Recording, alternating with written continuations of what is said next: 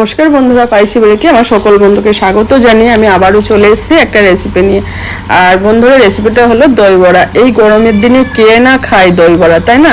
ঠান্ডা ঠান্ডা দই বড়া দারুণ লাগে খেতে। চলুন বন্ধুরা, দেখে নিয়ে যাক আজকে আমি দই বড়াটা কীভাবে তৈরি করি একদম সহজভাবে। এরকম বাটির মধ্যে আমি কলাইয়ের ডাল নিয়ে নিয়েছি। এই ডালটা আমি আগের দিন রাতে ভিজিয়ে রেখেছিলাম। এইভাবে ফেটে ফেটে গেছে, সুন্দরভাবে ধুয়ে নিয়েছি। এবার আমি ডালটা মিক্সারে আমি ঘুরিয়ে নেব। চলুন মিক্সারে আমি ঘুরিয়ে নিই। আর একদম অল্প একটু জল দিয়েছি, বেশি জল দিলে কিন্তু হবে না। দেখুন আমি ব্যাটারটা কিভাবে তৈরি করেছি, এইভাবেই জলটা দিয়েছি। আর যদি আপনাদের ঘোরাতে অসুবিধা হয় আবারও একটু জল দিয়ে ঘুরিয়ে নিতে পারেন, কিন্তু জলটা প্রথমে কম দেবেন। এবার একটা পাত্রের মধ্যে ঢেলে নিয়েছি। পরিমাণ মতো লবণ দিয়ে দেব। এই দেখুন লবণ দিয়ে দিচ্ছি। আর দেবো হচ্ছে মৌরি দিয়ে দেবো। ঠিক এই অল্প পরিমাণে মৌরি দিয়ে দিয়েছি। লবণ আর মৌরি দিয়ে এবার আমি ভালো করে ফাটিয়ে নেব। খুব সুন্দর করে ফাটিয়ে নিতে হবে। আর বন্ধুরা, যত ফাটাবে তত ভালো হবে। আর ফাটানো যে হয়েছে এটা কি করে বুঝবে? একটা বাটির মধ্যে জল দিয়ে এইভাবে দিয়ে দেখে নেবে ভেসে উঠেছে, তার মানে আমার ব্যাটারটা সুন্দরভাবে ফেটে গেছে। এবার এদিকে একটা কড়াই বসিয়ে দিয়েছি। কড়াইটা এমনি গরম করে, তেলটা কিন্তু বেশি গরম করে নিই, তেল বেশি গরম করলে হবে না। ঠিক আমি যে প্রসেসে দেখাচ্ছি সেইভাবে করবেন, না হলে উপরটা পুড়ে যাবে, ভিতরটা কাঁচা থেকে যাবে। দেখেন তেলটা হালকা গরম হবে। এই অবস্থায় কড়াইয়ের ডালটা দই বড়া করার জন্য দিয়ে দিতে হবে। বড়াগুলো আমি এবার ভেজে নেব। এই দেখুন সবগুলো দিয়ে দিয়েছি। আর একটা চামচের সাহায্যে হালকাভাবে এইভাবে উল্টিয়ে একটা একটা করে উল্টিয়ে দিতে হবে, একটু হালকা করে দিতে হবে। আর খুব সুন্দরভাবে ফুলেছে। এই দেখুন বন্ধুরা, চামচের সাহায্যে আমি একটা একটা করে সব উল্টিয়ে নিয়েছি। আর গ্যাসটা মিডিয়াম ফ্লেম করেই ভাজতে হবে।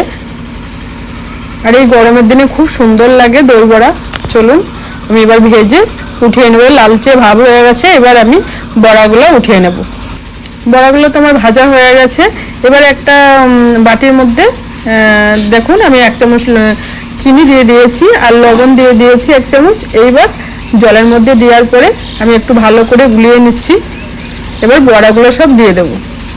বড়াগুলো দিয়ে আমি 15 মিনিট রেখে দেবো।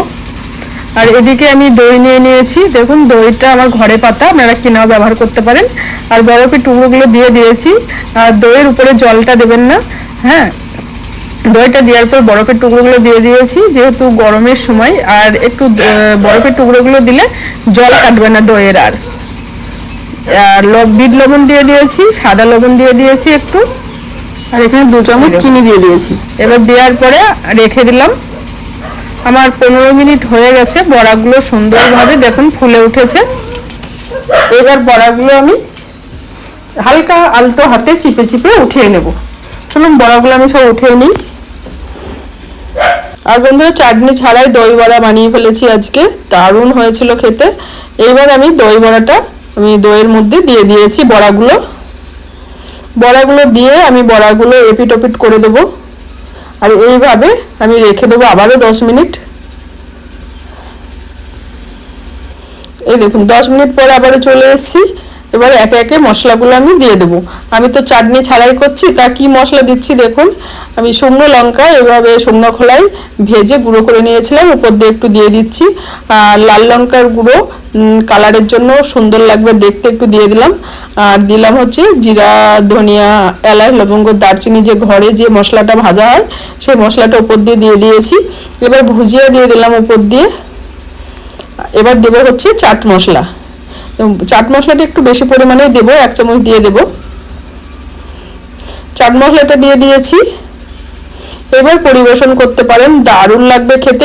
আর যদি আপনারা বরফের টুকরো না দেন, এইভাবে 15 মিনিট ফ্রিজের উপর রেখে দেবেন। আর উপর দিয়ে একটু দিয়ে দিলাম দই দিয়ে দিলাম।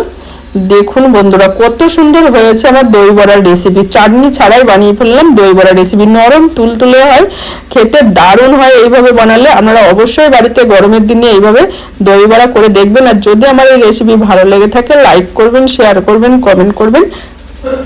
পাশে থেকে বেল আইকনটা অবশ্যই ক্লিক করে দেবে। তাহলে বন্ধুরা আজকের মতো এইটুকু। দেখা হবে আরো নতুন নতুন রেসিপি নিয়ে। আজকের মতো ধন্যবাদ।